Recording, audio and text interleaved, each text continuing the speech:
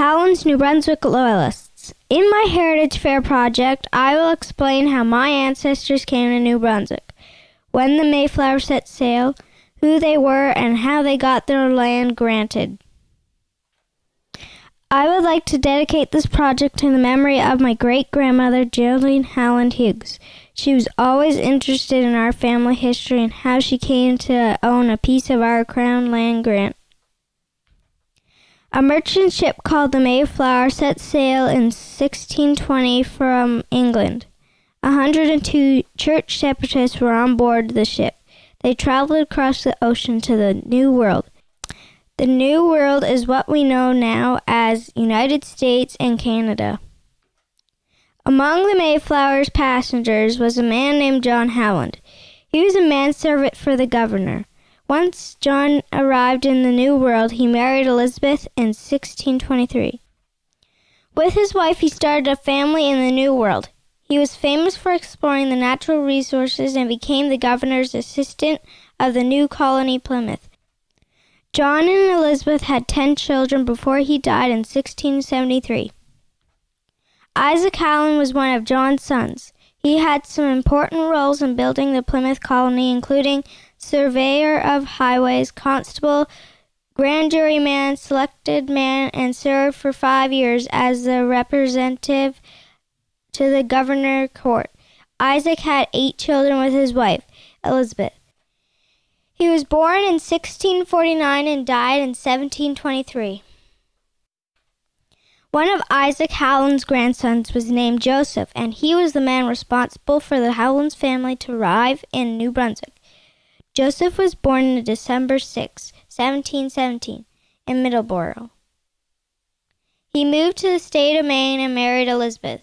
He had 9 children who were all born in Maine. Joseph came to Burton, New Brunswick, sometime around 1763. He built a house and barn on 20 to 30 acres of land along the St. John River. Some of Joseph and Elizabeth's children settled along the river to raise their families. Joseph and 2 grandsons that are documented named Ichabod Jr. and Solomon. These 2 sons were the first Loyalists to apply and receive a crown land grant. Before the Loyalists arrived in New Brunswick, there was a mix of Maliseet and Micmac natives. The Acadians and the first settlers, including Joseph Howland. Between 1783 and 1785, 15,000 Loyalists arrived in New Brunswick. Most landed in what we know now as St. John, New Brunswick. In 1784, Nova Scotia and New Brunswick became separate provinces. This was because of so many Loyalists landing here, so the government felt they could manage it better. Crown land grants began in New Brunswick in 1785. In order to receive a crown land grant, a person had to apply for it. These sections of land were cleared and farmed for a number of years by the Acadians. My ancestors settled in the Crown Land Block along the St. John River since most were already there before for over 20 years. The Howlands had to apply for a grant of the land they already lived on. In 1803, Ichabod Howland and his 3 sons applied for a Crown land grant. One of Ichabod's sons, Solomon Howland, my great-great-great-great-grandfather, applied for a Crown land grant in September 1816. To apply for a Crown land grant, the settler had to submit a petition to the lieutenant governor. Petition had to include a circumstance with his family, but if he worked in the military, this helped to get his application approved. The government encouraged settlement, number, and progress. A few acres of Solomon Howland's 1816 Crown land grant is still with my family today.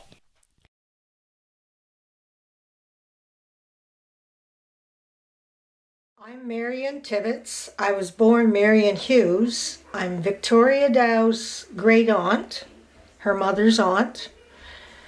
We're on the Nevers Road at 433, right beside the Irving Big Stop. I'm sure you've all been there. This land, I grew up on it. My mother grew up on it, and I raised my 4 children on it. And it was granted to my family, the Howlands, way back by King George the something or other. That's who I am and where we are. Now let me show you this. I have a death notice for Solomon Howland, the man that was granted the land by King George. It's in an old-time paper called the King's Highway. It's quite interesting how they wrote their death notices back then to what we do them today. 200 acres were inherited by Effie Howland, who is my great-grandmother's aunt and caregiver after her parents died. My great-grandmother, Geraldine Howland Hughes, and her husband, Duke Hughes, ran the farm for many years. They both passed away, and my great-aunt Marion lives there now. I don't know much about Solomon except what I was told by my mother. I know he's still buried on this property, way out back. Aunt Effie was related to him somehow. But at the age of 58, she took my mother, who was then an orphan and only 5 years old, and raised her as her own. She died when I was 2, and we lived in the house on the property far over. It was an old house, and I remember a lot of weeds and kind of flowers, and I don't know the name, would grow up around it. There was chicken coops and a barn. They were farmers. They raised their own meat. The only thing, they went through the Depression, and the only thing they ever had to buy was flour and sugar and salt. They had everything else. I have learned that my ancestors played an important role in settling New Brunswick. They learned a lot about farming and living off their land from the Acadians and natives. I think it is very interesting that the piece of land settled so long ago still belongs to my family today.